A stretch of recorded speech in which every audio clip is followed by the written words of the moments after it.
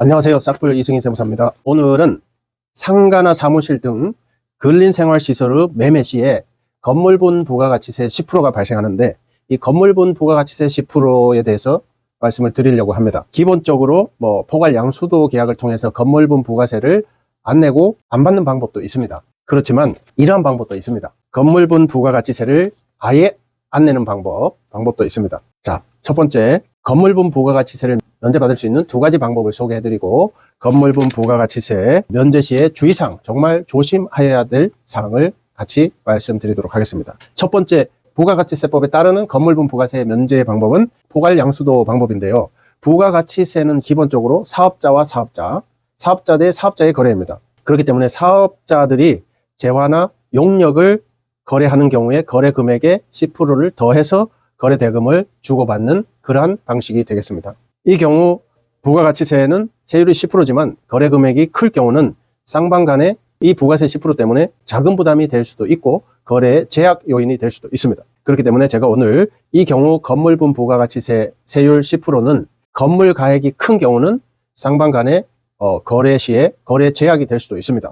쌍방 간에 자금 부담으로 적용할 수도 있기 때문에 거래의 제약 요인이 될 수도 있습니다. 그렇기 때문에 부가가치세법에서는 포괄 양수도 제도를 마련하여 이 부가가치세를 안 내고 지불하지 않는, 부담하지 않을 수 있는 방법을 마련해 두고 있습니다. 그것이 바로 부가가치세법 제23조 포괄 양수도 방식이 되겠습니다. 이러한 포괄 양수도 방식은 처음부터 부가가치세를 제외하고 거래할 수 있도록 해서 부가가치세를 내지도 않고 세무서에 납부하지 않아도 되는 그러한 간편한 방법이 되겠습니다.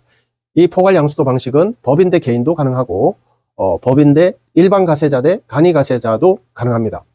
양쪽 당사자가 사업자 등록증이 있기만 하면 가능하다, 이러한 의미가 되겠습니다. 다음 두 번째는 부가가치세법에 따르지 않는 방법입니다. 이 방법은 부가가치세법을 따르지 않기 때문에 사업자 등록을 폐업해버리는 방식입니다. 이 사업자 등록을 폐업해버리면 즉시 비사업자로 바뀌기 때문에 매매하는 당사자 일방이 사업자가 아니기 때문에 사업자 거래가 될 수가 없습니다. 그렇기 때문에 처음부터 부가가치세는 논의 대상이 아니다, 이런 의미가 되겠습니다. 이 경우는 이제 매수하는 측 입장에서는 분양이나 사업자 간 거래처럼 부가가치세를 부담하지 않기 때문에 환급이 발생할 수 없다. 세무서로부터 건물분 부가가치세를 환급받을 수 없다는 점을 참고하시기 바라겠습니다. 그렇기 때문에 매도 측에서는 사업자 등록증을 폐업해버리고 매수자 입장에서는 신규로 사업자를 시작하기 때문에 새롭게 신규로 사업자 등록증을 발급받아서 사업을 개시하셔야 한다, 이런 의미가 되겠습니다. 이 근생은 사업용 재산이기 때문에 사업활동이기 때문에 매수하는 측에서는 반드시 사업자 등록 신청을 하셔야 하겠습니다. 자, 이렇게 부가가치세, 건물분 부가가치세 10%를 면제받는 방법 두 가지, 첫 번째 부가가치세법을 따르는 방법 포괄 양수도, 두 번째 따르지 않는 방법 매도자의 사업자 폐업 방식, 두 가지를 말씀드렸습니다. 폐업을 하게 되면 매수자는 신규로 사업자 등록증을 발급받으셔야 된다, 이렇게 말씀드렸습니다.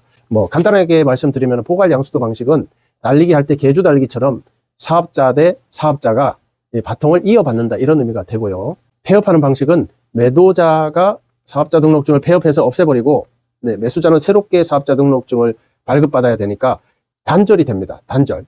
끝나고 새로 시작, 이런 뜻이 되겠습니다. 자, 이렇게 건물분 부가가치세를 면제받는 방식 주의사항이 있습니다. 이것을 놓쳐서 추후에 추징당하는 분들도 꽤 있습니다. 자, 주의사항 잘 들어두시기 바라겠습니다. 이 부가가치세법에서는 재화와 용역, 눈에 보이는 유형의 물건을 사고 팔거나 서비스, 눈에 보이지 않는 무형의 서비스를 사고 파는 경우에, 거래하는 경우에 부가가치세 10%를 붙여서 거래하도록 되어 있습니다. 그렇지만 사업자가 아닌 거래의 경우에도 부가가치세를 물리는 경우가 있습니다. 네 가지가 있습니다.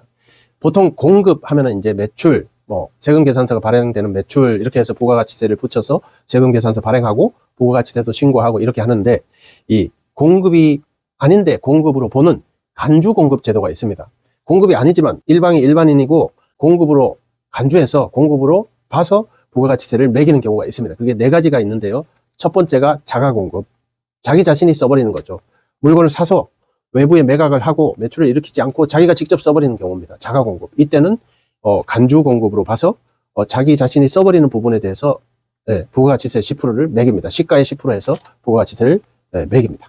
세금계산서를 발행하지 않고 거래가 일어나지 않았더라도 무조건 10%를 매깁니다. 신고를 하지 않으면 이제 매출 누락이 되는 거죠. 그 다음에 개인적 공급은 개인적으로 뭐 아는 사람들, 직원들 또는 뭐 지인들한테 나눠줘 버리는 거죠. 물건을 살 때는 부가가치세를 10% 공제받고 사왔는데 매출을 일으키지 않고 자기 직원들한테 나눠주거나 또는 지인들한테 나눠줘 버리는 거죠. 이럴 경우도 간주공급으로 취급해서 시가상당액의 10% 부가가치세를 매기게 되어 있습니다. 주의하시기 바라겠습니다. 그 다음에 이제 사업상 증여가 있습니다. 세 번째 간주공급은 사업상 증여인데요. 이 사업 물건, 만든 물건을 뭐 거래처에 나눠주는 경우입니다. 이건 이제 접대비성으로 볼 수도 있는데요. 이것도 또한 시가상당액의 10%를 부가세로 징수한다는 사실 주의하시기 바라겠습니다. 네 번째가 이제 오늘 말씀드릴 폐업시 잔존재화로서 상품, 유형의 상품, 물건에 대한 폐업시 잔존재화와 이 건물이나 기계장치, 기계설비 등 감가상각 자산에 대한 폐업시 잔존재화에 대한 부가가치세를 예를 들 수 있겠습니다. 기계장치나 상품이나 그 유형의 자산은 만 2년이 지나면은 문제가 없어집니다. 폐업을 하셔도 아무 문제가 없습니다. 그렇지만 건물분 오늘 말씀드리는 건물분 부가가치세는 만 10년이 지나야 부가가치세 문제가 없어집니다. 건물인데 10년이 지나지 않은 상태에서 부가가치세 매매 시에 발생하는 건물분 부가세 10%를 면제받기 위해서 폐업을 해버리면은 가령 10년이 되기 전에 5년 차에 폐업을 해버리면은 매수할 당시에 환급받은 부가가치세 또는 분양 당시에 환급받은 부가가치세를 10분의 5만큼, 잔여기간 10분의 5만큼 토해내는 일이 발생할 수가 있겠습니다. 토해낼 때 그냥 토해내는 게 아니고 과태료를 붙여서 토해낸다는 사실 명심하시기 바라겠습니다. 그렇기 때문에 이 부가가치세를 면제받는 포괄양수도 방식이나 또는 폐업을 통해서 원천적으로 부가세를 개입시키지 않는 방법 두 가지를 선택하실 때는 반드시 세무 전문가와 상담을 해서 하자가 없다는 사실을 확실히 확인하신 다음 업무를 진행하시기를 바라겠습니다.